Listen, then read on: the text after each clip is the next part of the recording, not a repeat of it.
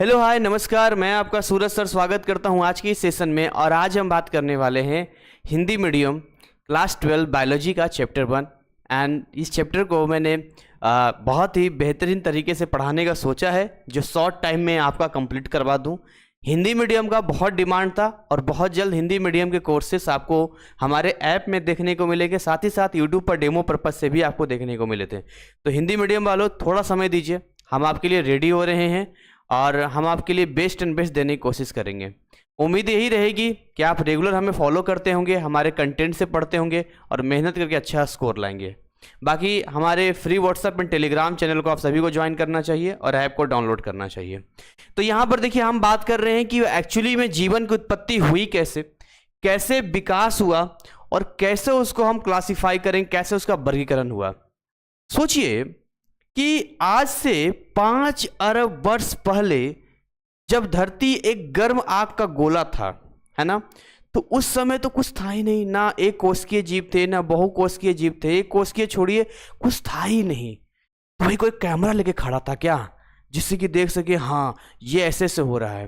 तो कैसे पता चला कि जो हम आगे के सिद्धांत पढ़ेंगे, किसने बताया कि भाई ऐसा ऐसा ऐसा होगा।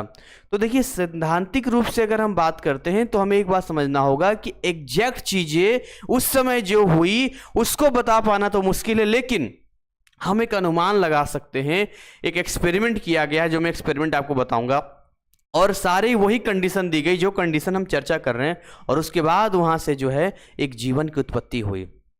तो स्टार्ट यहां से यह है कि जीवन का उद्भव, पृथ्वी का निर्माण लगभग 5 अरब वर्ष पहले हुआ था। मायने रखता है 5 अरब वर्ष पहले, ठीक है। कहता उस समय यह अत्यधिक गर्म थी, जिस पे जीवन का अस्तित्व संभव था। भाई जीवन संभव ही नहीं हो सकता था। और उद्भव का अर्थ है निर्जीव पदार्थ में आदि जीवन का प्रकट होना। उद्भव का मतलब होता है कि एक प्रकट होना, मतलब आदिम जीवन जो निर्जीव है, कुछ नहीं, उसके अंदर एक कैसा आना, उसके अंदर आदिम जीवन मतलब स्टार्टिंग का एक आदिम वर्ड यूज करेगा। क्या यूज करेगा, ये देखिए, ये यूज करेगा यहाँ पे आदिम जीवन यूज करेगा। तो जब हम आदिम जीवन की बात करेंगे ना, तो आदिम जीवन वही आपको बताएगा कि सबसे स्टार्टिंग का। अब जीवन के उद्भव का रस संश्लेषण मत क्या है। अब देखिए, इस मत को AI ओपेरिन ने प्रस्तुत किया था। अब इसके अनुसार कुछ पॉइंट यहां हम डील करने वाले हैं, जिस पॉइंट को आपको समझना चाहिए, देखना चाहिए। ऐसे कौन कौन से पॉइंट हैं, समझिएगा ध्यान से, जरा सुनिएगा। ऐसे 4-5 पॉइंट यहां पर हैं शायद। कितने पॉइंट है, चलिए 5 पॉइंट है फिलहाल। 5 पॉइंट को हम डील करने की कोशिश करते हैं, एंड देन यहाँ पर जो है हम एक एक पॉइंट को क्लियर करेंगे यहाँ पे। तो भाई जो हमसे बेस्ट होगा वो हम करने की कोशिश कर रहे हैं, और इजी वे में समझाने की कोशिश करें। सबसे पहला, प्रारंभ में पृथ्वी गर्म गैसों तथा विविध रसायनों को बाष्पों से बनी थी। अगर हम धरती की बात करें तो स्टार्टिंग में उस समय क्या था, पृथ्वी बहुत गर्म थी। गर्म मतलब बहुत गर्म, और उसके अंदर अलग अलग तरह के रसायन भी थे जो कि बाष्पों के रूप में थे। धीरे धीरे पृथ्वी ठंडी होना शुरू हुआ। तो जैसे जैसे पृथ्वी ठंडी शुरू हुई तो स्टार्ट निर्माण हुआ एक ठोस भूपर्पट्टी मतलब धरातल बना। फिर पहले तो जमीन बनेगा, पहले तो पूरा गैसियस टाइप का ही था पूरा, फिर धीरे धीरे भूपर्पट्टी बना। प्रारंभिक वायुमंडल में देखिए 4 चीजों का जरूर जिक्र होगा, आपको याद रखना चाहिए। कितनी चीजें, 4 चीजें, है ना। 4 चीजों में यहां पर क्या है, एक तो अमोनिया है, जल वाष्प है, हाइड्रोजन है और मीथेन है। और इसी से जो है हम एक्सपेरिमेंट आगे करेंगे। हमारा जो एक्सपेरिमेंट होगा ना, इन्हीं 4 चीजों पर होगा। तो रट लीजिए 4 चीजें। कौन कौन 4 चीजें हैं, अमोनिया, जल वाष्प, अमोनिया NH3 फॉर्मूला होता है, जल वाष्प हो गया आपका H2O जो हो सकते जल का वाष्प, हाइड्रोजन हो गया, मीथेन हो गया CH4। मैं क्या बोल रहा हूं, 4 चीजें दिमाग में सेट कीजिए, आंखें बंद कीजिए, 4 चीजें रिपीट कीजिए, बहुत इंपॉर्टेंट है। अमोनिया, देखो ऐसे याद रखो, जल वाष्प और हाइड्रोजन तो आपको याद रहेगा, क्योंकि जल वाष्प हाइड्रोजन आपको सिंपल याद है, बस अमोनिया और मीथेन याद रखिए बस। अब आगे हम बताएंगे। और उस समय मुक्त ऑक्सीजन नहीं था। मुक्त ऑक्सीजन का मतलब वो ऑक्सीजन जिस ऑक्सीजन से आज हम जिंदा हैं भाई। तो मुक्त ऑक्सीजन क्या होता है, तो उसको हम मुक्त ऑक्सीजन जो फ्री ऑक्सीजन, मुक्त ऑक्सीजन, ठीक है। आगे बात करते हैं, पृथ्वी वो धरातल भारी बरसातें होती रही, उसके बाद खूब बरसात हुआ, है ना। और एक लंबे काल के बाद पृथ्वी पर जलाशय बना, जिसमें अब भी गर्म जल भरा हुआ है। मुझे याद है बचपन में शक्तिमान मैंने देखा था, तो उसमें बताया था कि कैसे शीत युग आया, है ना, ये युग आया, वो युग आया। तो इस तरह की चीज़ें जिक्र है जो यहाँ पर हम देख रहे हैं यहाँ पे। तो आज भी गर्म जल भरा हुआ है, मतलब आज भी महासागरों के अंदर गर्म जल धाराएं चलती है, ठीक है ना। आगे हम बात करते हैं यहाँ पे, नेक्स्ट बात करते हैं, वायुमंडल की मीथेन तथा अमोनिया समुद्रों के जल में घुल गई। ये एक टर्निंग पॉइंट था, है ना। ये जो था एक टर्निंग पॉइंट था कि ये जो मीथेन है और ये जो अमोनिया है, ये जो CH4 है और ये जो NH3 है, पता है कहाँ जाकर घुल गया? समुद्रों के जल में क्या हो गया? घुल गया। अब यहीं से स्टार्ट होता है आदिम जीवन की कहानी। कैसे स्टार्ट होता है आदिम जीवन की कहानी जी? तो जी यहाँ पर इसके बाद क्या हुआ कि इनमें ना 4 अवस्थाएं आई। ध्यान सुनिएगा, ये दोनों CH4 NH3 जाके समुद्र के जल में घुल गई। बहुत बरसात हुई, समुद्र बन गया था, जहां जहां गड्ढे थे पानी भर के समुद्र बन गया, और बाकी भू धरातल भू परपटी रह गई यहाँ पर। तो 4 अवस्थाएं जिनमें गुजरते हुए नए रसायनों का जन्म हुआ। ये जो नए रसायन से हम बता रहे हैं ना, ये आपको हम स्टेप बाय स्टेप बताएंगे, जिसने फिर सरलतम जीवन का स्वरूप ले लिया। और ये अवस्थाएं निम्न प्रकार से है। तो इस सबको रटना नहीं है, हेलो, रटना नहीं है बल्कि समझना है। और हमें ये समझना है कि स्टार्टिंग में पृथ्वी जो है एकदम गर्म जल बाष्प का, जित रसायनों के बाष्प, केमिकल ही केमिकल था, गैस ही था एकदम से। बाद में जाकर धीरे धीरे ठंडा हुआ तो भूपर्पटी बना। शुरुआती वायुमंडल में केवल 4 चीजें थी, अमोनिया, जलबाष्प, हाइड्रोजन, मीथेन, यही सारी चीजें थी। उसके बाद खूब बरसात होता रहा, और बरसात होते होते पृथ्वी पर जलाशय बन गया। जलाशय बोले तो समुद्र बन गया।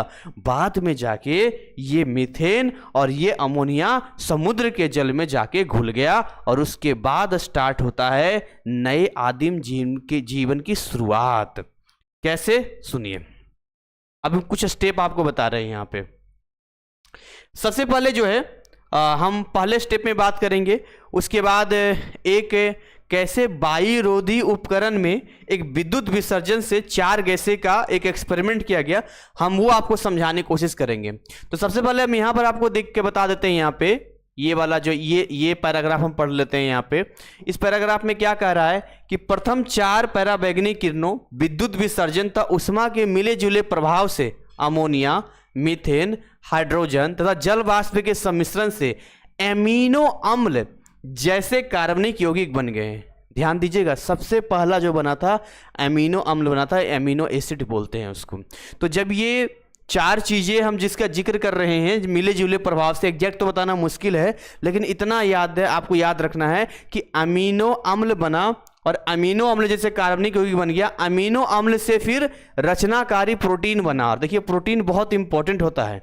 आगे अगर आपको DNA वगैरह की बात करेगा या क्रोमोसोम्स की बात करेगा, या जो भी बात करेगा वो प्रोटीन से जाएगा। और प्रोटीन में अमीनो एसिड होता ही होता है, अमीनो अम्ल होता है अपना। तो 9 कैरेट अमीनो एसिड्स होते हैं। ये सारी चीज़ें मिले जुले हैं। तो सबसे पहले बना अमीनो अम्ल। अमीनो अम्ल के मिलने जुलने से क्रिएट हुआ प्रोटीन, और उसके बाद प्रोटोप्लाज्म के मुख्य घटक होते हैं। प्रोटोप्लाज्म क्या होता है? जब आप कोशिका की बात करते हैं तो कोशिका के अंदर के जो स्पेस होता है उसको हम प्रोटोप्लाज्म कहते हैं।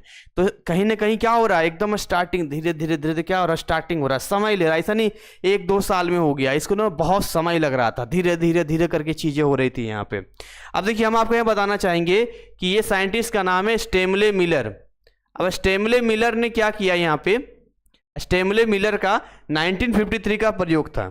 उन्होंने क्या किया था, एक ऐसा उपकरण लिया था जो वायुरोधी था, मतलब जिसके अंदर हवा जा ही नहीं सकता है, बिल्कुल ये मान के उन्होंने ऐसा बनाया था।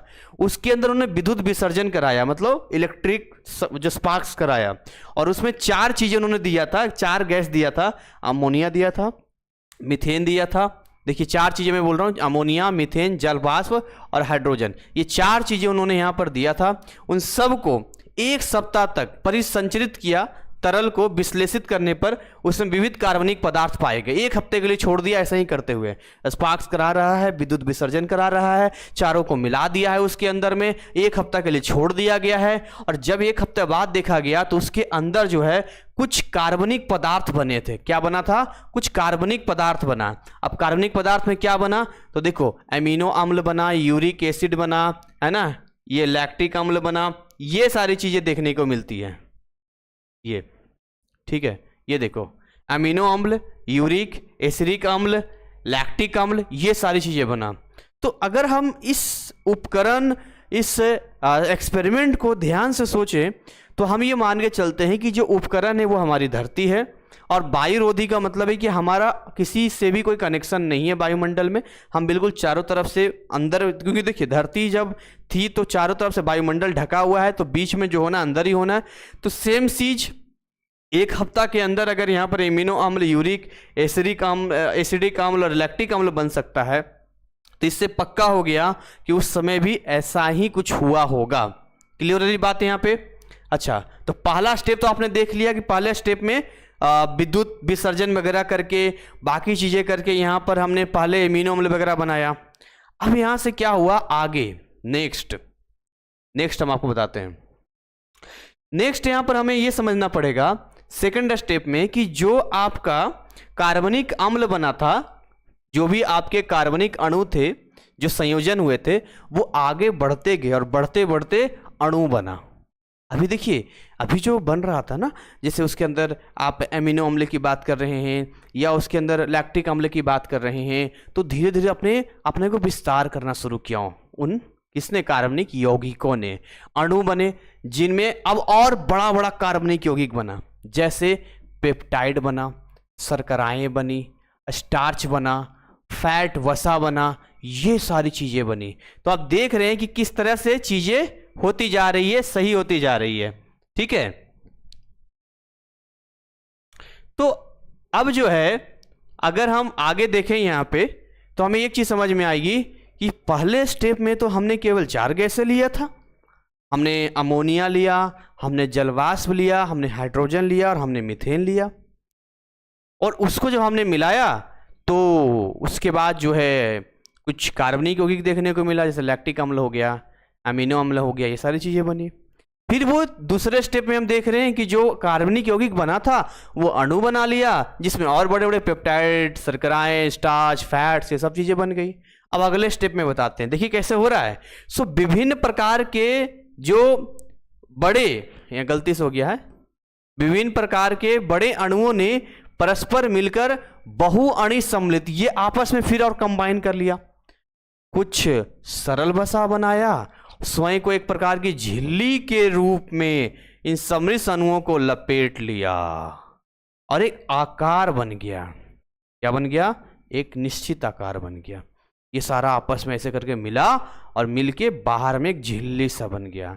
कुछ समझ रहे हो ना? कोशिका का संरचना आपने देखा होगा, कैसे बाहर में एनवेलप की तरह एक कवर होता है, अंदर में चीजें होती है, ठीक है, और इस तरह झिल्ली के रूप में अणुओं को लपेट लिया और इसका एक निश्चित आकार बन गया। अब देखिए, जो स्टेनले हैं, जो वैज्ञानिक है स्टेनले मिलर द्वारा उपयोग में लाया गया उपकरण, जिसके द्वारा दर्शाया गया था कि आदिम पृथ्वी के वायुमंडल में जो दशाएं थी उनमें किस प्रकार से अमीनो अम्ल का संश्लेषण हुआ था। मतलब हम ये कोशिश कर रहे हैं, उस समय मैंने कहा ना कोई कैमरा लेकर नहीं खड़ा था, लेकिन हम ये कोशिश कर रहे हैं, ये सोचने की कोशिश कर रहे हैं कि भैया उस समय ये परिस्थिति थी, हम ऐसे ही कुछ परिस्थिति बनाते हैं और उसके बाद देखते हैं होता क्या है। और सचमुच वही हुआ जो हम इस चैप्टर में पढ़ रहे हैं। यहाँ पे तो 3 स्टेप तक पढ़ लिए हैं। अब देखिए, अब ये बाहरी घोल से अलग हो गए। कौन बाहरी घोल से अलग हो गया? तो हमने आपको बताया था कि आपके एमिनो, इसका क्या बोलते हैं, मीथेन और अमोनिया समुद्र के जल में घुल गया था, याद है? समुद्र के जल में घुला, उसके बाद बड़ा बड़ा बनाया कार्बनिक, उससे और वो झिल्ली जैसा बनाया। अब ये बाहरी घोल से अलग हो गए और को एडसर्वेट बूंदों, यह बूंदों होगा, को एडसर्वेट बूंदों के रूप में तैरने लगे। ये बड़ा इंपॉर्टेंट पॉइंट है, बंदों नहीं बूंदों होगा इसका सर। को एसर्वेट बूंदों के रूप में तैरने लगे। को एसर्वेट ही कदाचित प्रथम जीवित वस्तुओं के पूर्वगामी था।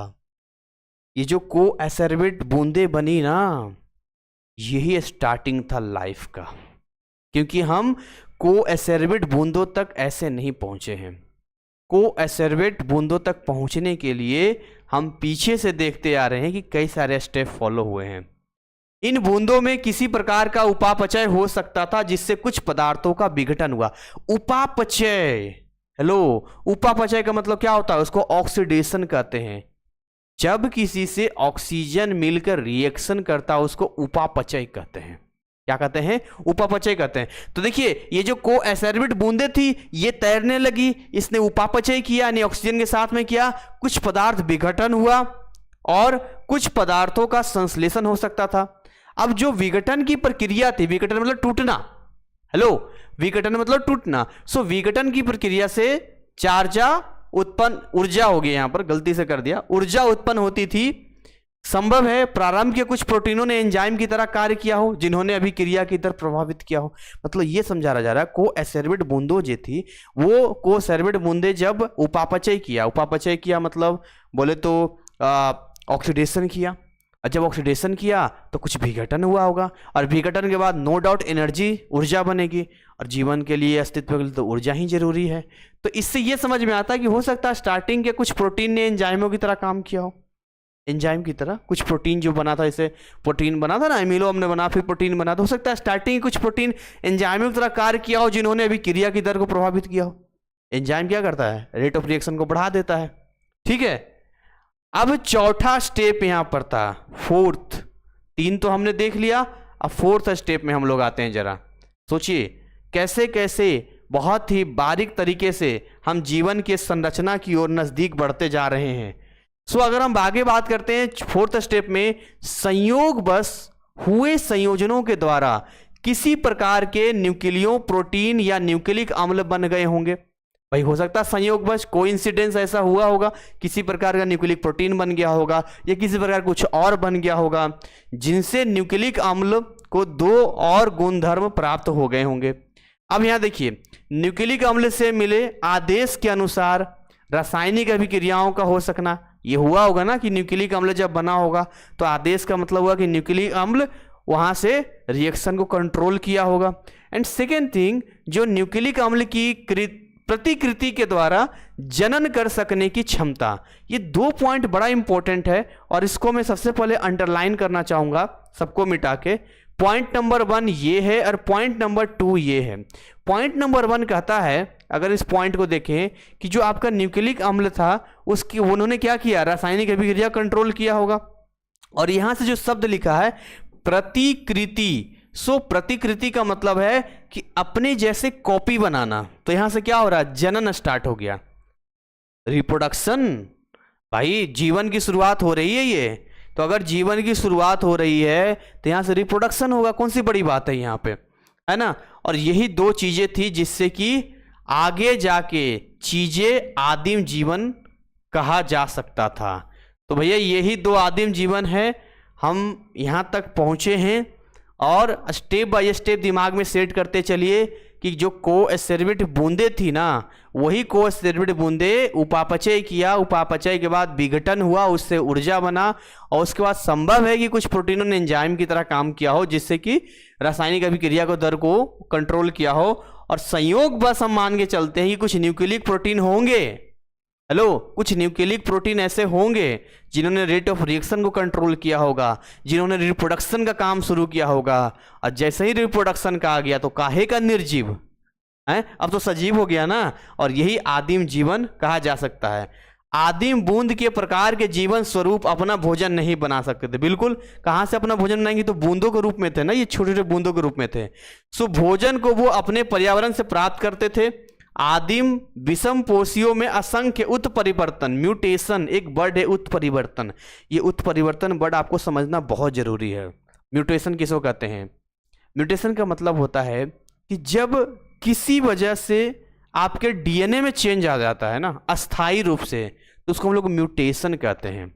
जैसे अभी आप आगे पढ़ेंगे कि डार्विन का सिद्धांत दिया या और भी लोगों ने सिद्धांत दिया, कई साइंटिस्ट ने कहा कि अगर एक पीढ़ी दूसरी पीढ़ी में कोई अपना अंग यूज नहीं करता है तो उसकी अगली पीढ़ी में भी वो अंग खत्म हो जाएगा। बट एक चूहे पे एक्सपेरिमेंट किया गया कि चूहे के 20 पीढ़ियों को पूंछ काट दिया गया, लेकिन उसके बच्चे फिर भी पूंछ वाले पैदा हुए। तो अब उसको हम उत्परिवर्तन नहीं कर सकते। उत्परिवर्तन या तो संयोग बस होता है, या तो उत्परिवर्तन किसी ऐसा रिएक्शन जो अचानक से हो गया हो और उसके डीएनए में ही चेंज हो गया हो। अभी जब उसका डीएनए में ही चेंज हो जाएगा तो उसके बाद चीज़ें ही बदल जाएगी, और इसीलिए हम इस वर्ड को यूज करेंगे उत्परिवर्तन। परिवर्तन तो है लेकिन बोलेंगे कुछ नई उत्पत्ति हुई है। उत्पत्ति और परिवर्तन को मिलाने में बनता है उत्परिवर्तन। सो म्यूटेशन हुए जिनमें से एक उत्परिवर्तन से क्लोरोफिल का अणु बन गया। यही तो था धरती पे। देखो, अगर क्लोरोफिल नहीं बनता ना तो पेड़ पौधे अपना भोजन नहीं बना पाते, और अगर पेड़ पौधों का निर्माण नहीं होता तो फिर ये जो एक्सचेंज आप देखते हैं कि पेड़ पौधों से हमें ऑक्सीजन मिलता है, हम कार्बन डाइऑक्साइड देते हैं, ये चीज़ें कहाँ से बन पाती।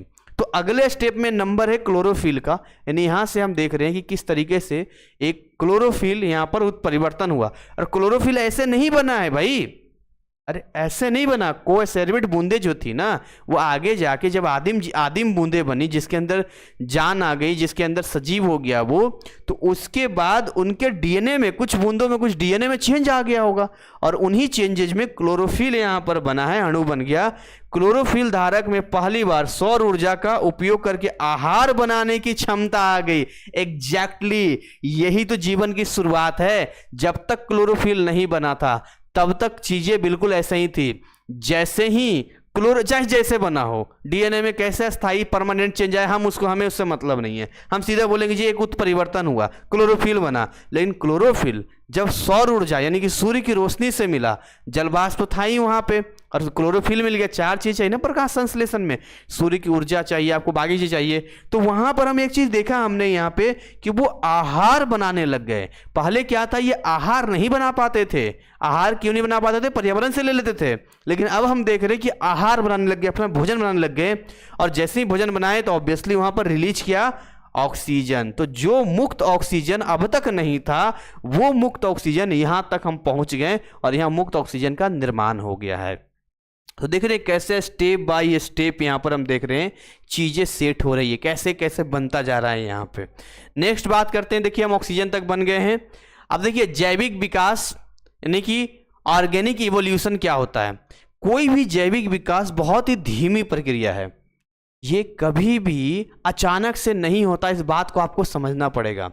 तो जैविक विकास गति से, धीमी गति से होने वाला एक क्रमिक परिवर्तन है, जिसमें हम ये देखते हैं कि कैसे सरल जीवों से जटिल जीव की उत्पत्ति हुई। बहुत सरल जीव, एक कोशिकीय, बहुत छोटा, जिसको हम देख भी नहीं सकते हैं, उससे हम देखते हैं कि जटिल जीवों का निर्माण हुआ। ठीक है। विकास के दो प्रकार यहां देखते हैं, एक प्रोग्रेसिव बोलते हैं और एक रेट्रोग्रेसिव इवोल्यूशन बोलते हैं। अगर हम यहां पर बात करते हैं प्रोग्रेसिव की, बेसिकली कि क्या प्रोग्रेसिव होता है, परागामी बोलते हैं, परागामी की बात करते हैं। सो इस विकास में अधिक सम्मिश्रणता आती है तथा देह की विभिन्न प्रणालियों में सुधार होता है, शरीर बॉडी में चेंजेज आते हैं। यहाँ पर प्रोग्रेसिव है, प्रोग्रेस तरीके बढ़ता जा रहा है, चेंज होता जा रहा है। और पश्चिगामी बोलते हैं, इसके अनुसार हम बोलते हैं कि आधुनिक सम्मिश्र जीव द्वितीयक रूप में अपने पूर्वज रूप से सरलतर हो जाते हैं। सरलतर मतलब और अच्छा। जैसे अब हम अभी साइंस में अभी पढ़ेंगे कि क्या हमारी जो मनुष्य होते हैं वो बंदरों से ज़्यादा उनका मिलता है या कपियों से मिलता है? तो कपियों से मिलता है। कपी मतलब जो इंसान जैसे ही होते हैं, चलते हैं, लेकिन उनका बंदर जैसा शरीर होता है, तो उनसे ज़्यादा मिलता है यहाँ पे। तो ये दो चीज़ें प्रागामी पूछेगा तो भाई प्रणाली सुधार हो जाता है देह का, दूसरा पूछेगा तो पूर्वज से सरलता और ईजी हो जाता है। धीरे धीरे उन शरीर में बाल थे, खत्म हो गया, पूंछे थी, खत्म हो गई, अच्छा और दिखने लग गए और सुंदर बन गए, देख लो आप। ठीक है, आगे बात करते हैं यहाँ पे। तो जैव विकास के प्रमाण, जैव विकास के समर्थन में अनेक क्षेत्रों से कैसे पता चलता है कि जैव का विकास हुआ है? तो इसके लिए जो है हम लोग क्या कुछ एविडेंसेस हमें मिलते हैं। जैसे मान लो कहीं पे खुदाई हुई, कहीं पर मिला, तो उसको कार्बन डेटिंग करते हैं। C14 का हर किसी को पता, कार्बन डेटिंग से बदलता कितना ये पुराना है, हमें ये पता चलता है भाई इतना पुराना है ये, और उसके अकॉर्डिंग बताते हैं कि कैसे कैसे हुआ होगा यहाँ पर। तो विभिन्न स्पेसीज है ना, वर्मा के प्राधी भिन्न होते हैं, कुछ ना कुछ समानता रखते हैं। 4 श्रेणियों में रखा गया है। अब देखते हैं कौन कौन श्रेणी। सबसे पहले हम क्लासिफिकेशन करेंगे। ठीक है, प्राणियों एवं, क्या लिख दिया यहाँ पर, टाइपिंग मिस्टेक कर दिया, प्राणी एवं पापों को उनको समानता एवं समानता के आधार पर एक फाइलमी, कतारों, ऑर्डरों आदि में वर्गीकृत किया जाता है। इन कादे में समान पूर्वकता प्रकट होते जान पड़ती है, इनमें निम्न बातें होती है। देखिए समझते हैं मेन ये क्या बोल रहा है ना, कि अगर हम पौधों की बात करें और प्राणियों की बात करें, देखिए पौधे एवं प्राणियों के विभिन्न समूहों के सरलता जटिल के समूह में व्यवस्थित किया जा सकता है। मतलब ये कह रहा है कि आप क्लासीफाई इसको कर सकते हैं। अभी आप पढ़ेंगे ना, एक चैप्टर बायोलॉजी का आता है जिसमें हम पढ़ते हैं कैसे कैसे क्लासिफिकेशन किया गया है ना। तो वो क्लासिफिकेशन हमने कैसे किया है, स्टडी करके ही तो किया है वहां पे, कि पौधे कितने प्रकार का, बाकी चीज कितने प्रकार का है, ये सारी चीजें देखने के बाद। इसके अलावा सभी उच्चतर जीव, हम जितने भी उच्चतर जीवों की बात करते हैं तो उच्चतर जीव जितने हैं ये एक क्रमिक रूपांतरण द्वारा बने हैं, ऐसा नहीं है कि तुरंत बन गया है। समझ रहे हो? जैसे अगर मान लो कि हम तुलना भी कर दे हृदय का, तो इतना जल्दी डेवलप नहीं हुआ ये, एक हम इसको बोलते हैं स्टेप बाय स्टेप हुआ है। तो आप मोटा मोटी यही समझिए कि जो चीज़ें डेवलप हुई है वो अचानक से तो नहीं हुई है, उसको होने में स्टेप बाय स्टेप समय लगा है। ठीक है, कुछ इंपॉर्टेंट यहाँ पर चीज़ें जो आपको समझना है। सबसे पहले यहाँ इंपॉर्टेंट है कि समजात अंग क्या होता है, होमोलोगस ऑर्गन क्या होता है। देखिए अगर हम समजात अंग की बात करते हैं कि ऐसे अंग की संरचना उद्भव में तो एक जैसा है देखने में, लेकिन कार्य करने में अलग है। जैसे इसका उसका सबका देखने में एक जैसा लग रहा है, इस जीव का देख एक जैसा, पर काम अलग अलग है। ठीक है, तो इसको हम बोलते हैं समजात अंग, इसको बोलते हैं यहाँ पे।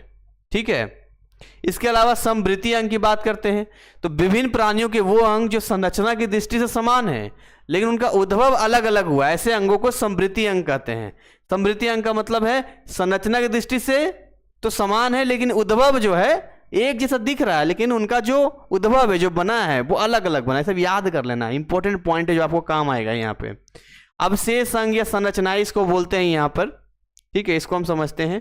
बाकी हम भ्रूण विज्ञान से भी आपको बताएंगे कि क्या हिसाब किताब है, क्योंकि एविडेंस जो है एम्ब्रियोलॉजी बहुत हेल्प करता है। तो अगर हम अवशेष अंग की बात करते हैं या संरचना की बात करते हैं यहाँ पे, देखिए अवशेषी अंग कोई भी ऐसा छोटा अपकर्ष था, अल्प विकसित, कार्यविहीन, जो किसी पूर्वज में संपूर्ण कार्यशील रहा होगा, उस समय वो लोग यूज करते होंगे। अब हम लोग की पूंछ है क्या, खत्म हो गया ना। अब उन लोग का पूंछ हुआ करता था, उछलते होंगे, लटकते होंगे वहां पर। तो उन अंगों को हम लोग अवशेष अंग या संरचना बोलते हैं। संयोजी कड़ियों की बात करते हैं। देखिए संयोजी कड़ियों में किन्हीं प्राणियों अथवा पौधों को कहा जाता है जिनमें जीवों के दो विभिन्न भागों के लक्षण एक साथ पाए जाते हों।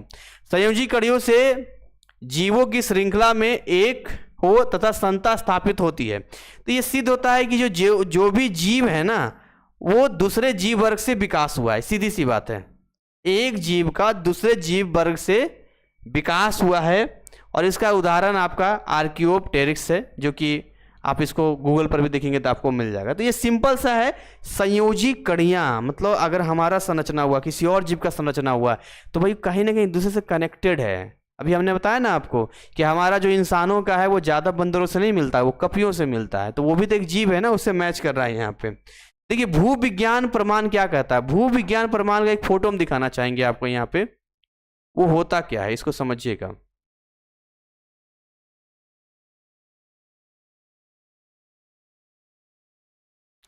भूविज्ञान प्रमाण कहता है, देखिए ये जो आपको दिख रहा है ये घोड़े का है।